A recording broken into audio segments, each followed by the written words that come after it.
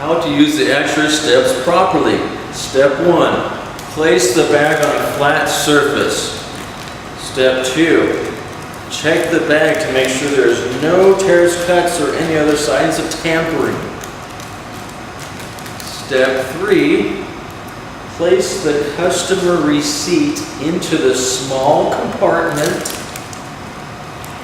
Then place the content into the bag.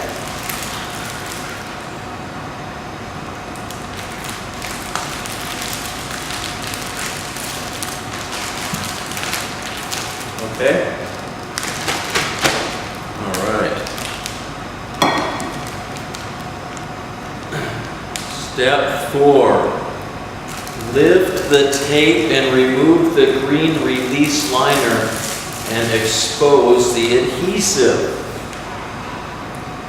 Step 5. Press down seal starting from the center and move outwards. This ensures that the seal is secure by leaving no air pocket. Step 6, make sure the customer is aware not to open the bag till they reach the final destination.